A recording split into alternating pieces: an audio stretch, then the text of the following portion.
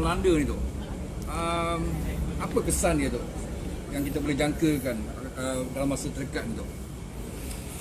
Pertama, saya rasa keadaan sebenar angka-angka COVID ni tidak didedahkan dengan sejujurnya. Saya yakin kerajaan mungkin bimbang rakyat panik. Itu sebab angka-angka yang didedahkan adalah lebih rendah berbanding dengan angka sebenar. Keduanya, memang orang politik hari ni dikecam hebat. Tak kira lah belah PN ke, belah PH ke. Saya rasa dua-dua menyumbang. Contohnya macam kalaulah tidak berlakunya usaha daripada Muhyiddin dan juga Hamzah Zainuddin, maka sudah pastilah tidak akan ada gerakan untuk menumbangkan Syafiq Apdal. Dan Syafiq Apdal untuk menyelamat diri dia, daripada dia menyerahkan kursi kepada Musa Aman sebagai Ketua Menteri, sudah pastilah dia mahu mempertahankan kedudukan dia. Dia dah memerintah 22 bulan, dia yakin dia boleh menang. Maka dia pun telah menghadap TYT dan meminta untuk pembubaran. Jadi dalam konteks ini, bagi saya, Muhyiddin, Hamzah Zainuddin sama juga dengan pimpinan-pimpinan UMNO Bersatu di Sabah, pimpinan-pimpinan Bersatu yang mengusahakan penukaran Ketua Menteri di Sabah, dan juga bekas Ketua Menteri Sabah Syafiq Apdal. Mereka bertanggungjawab bila mana mereka menyebabkan berlakunya pilihan raya di Sabah, yang tidak necessary, unnecessary. Because why? Kita akan berhadapan dengan pilihan raya umum tak lama lagi, kenapa tak boleh sabar dan kita buat snap election satu kali jalan. Dan untuk pilihan raya Batu Sapi ni, saya rasa kena cari formula terbaik. Kalau misalnya kita rasa tidak perlu diadakan pilihan raya, macam Ketua Pemuda hari ni memberi cadangan supaya diserahkan kepada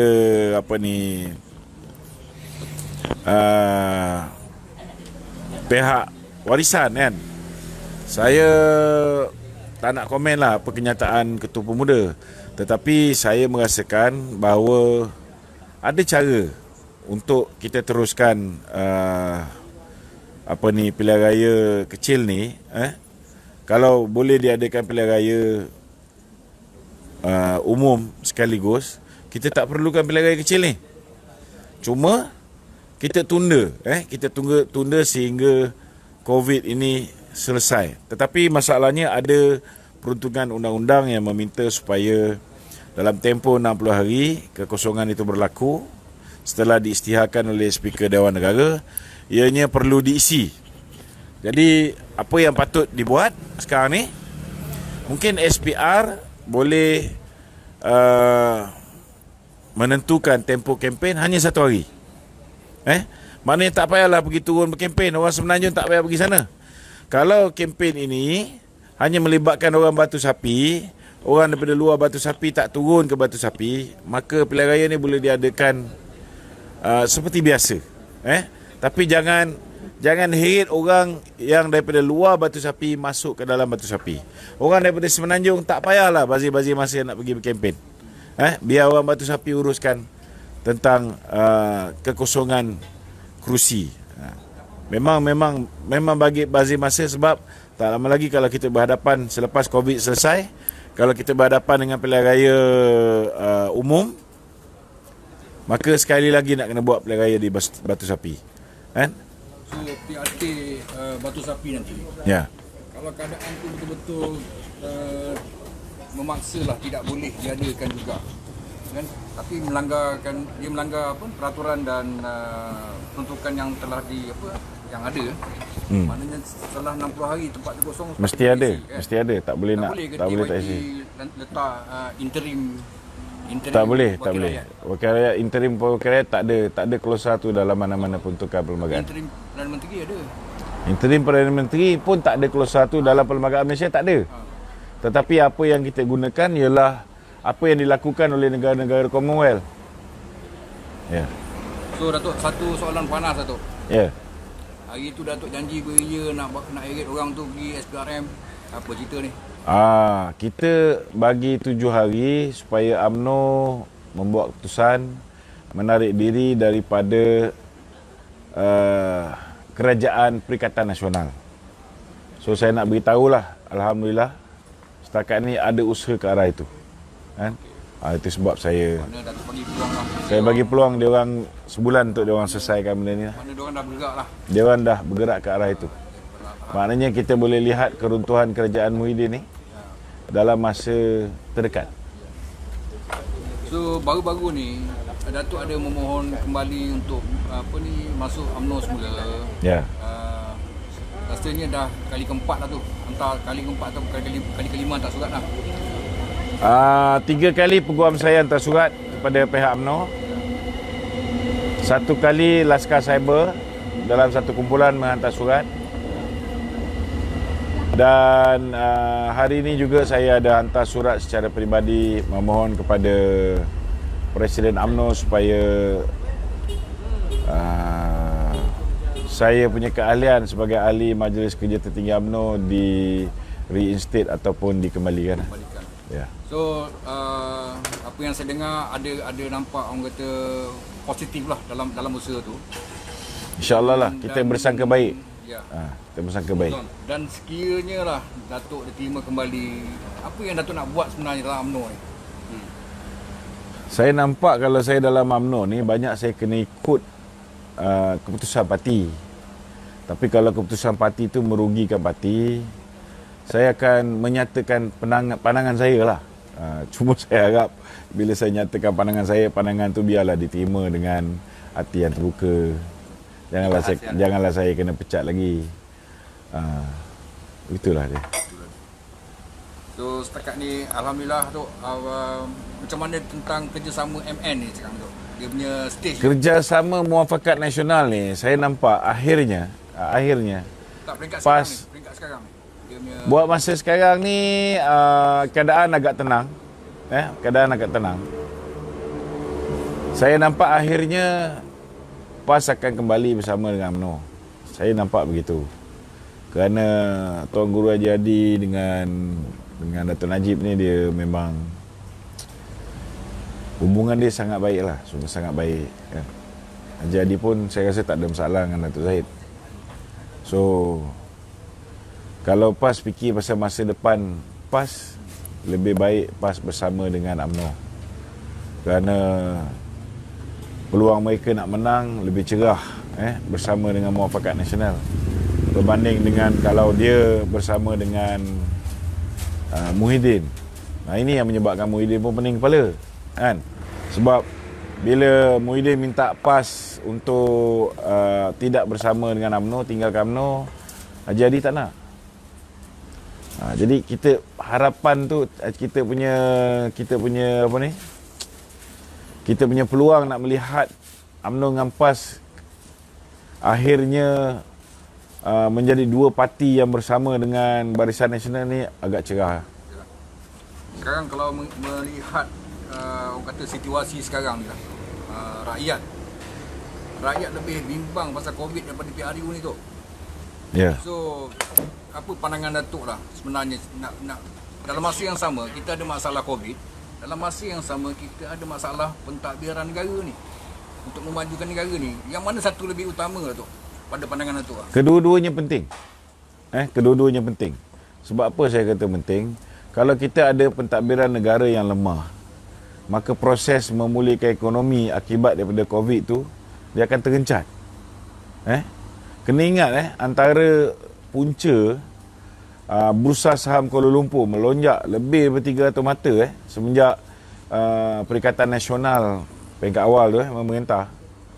Kerana Perikatan Nasional didukung oleh Barisan Nasional, banyak idea-idea Datuk Seri Najib yang diterima pakai, digunakan oleh Muhyiddin Yassin kan.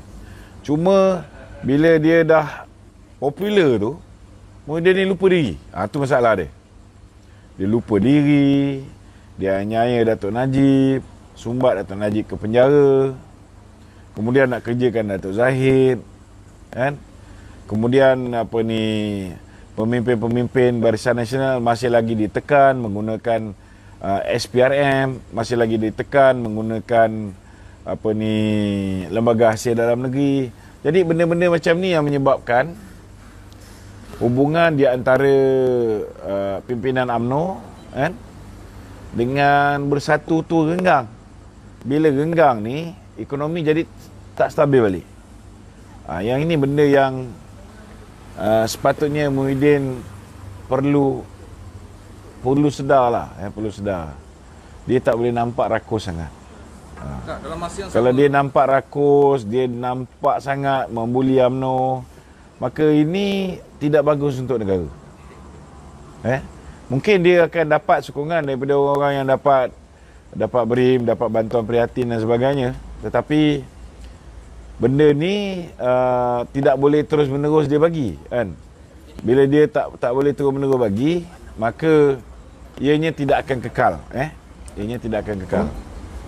so apa ni Datuk, boleh ke, mampu ke kalau Muhyiddin nak buat dua perkara dalam masa satu yang sama, dalam satu masa yang sama lah. Mana nak memulihkan Muhyiddin ni hakikat dia boleh kerja 4 jam satu hari je. lemah. Dia cancer stage 4. Kalau dia lemah macam mana nak bantuan orang? Dia bila time dia stres ni, kan? Bila dia stres ni, ianya menambah beban kepada keadaan kesihatan dia yang tak bagus ni. Itu sebab doktor-doktor dia di Singapura apa semua, kan, semua dah mula nasihat dia supaya rehat, kan.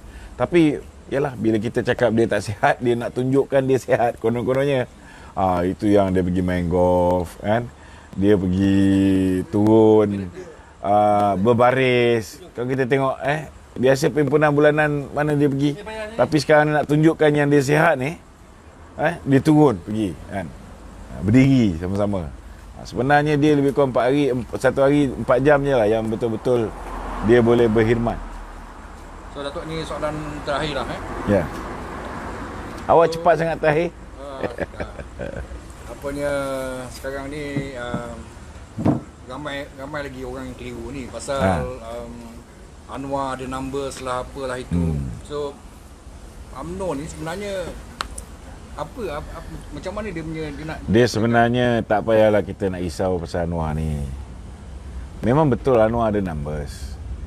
Tetapi saya yakin numbers yang Anwar ada tu lebih kepada sokongan yang diberikan kepada Anwar semata-mata nak menurunkan Muhyiddin ni.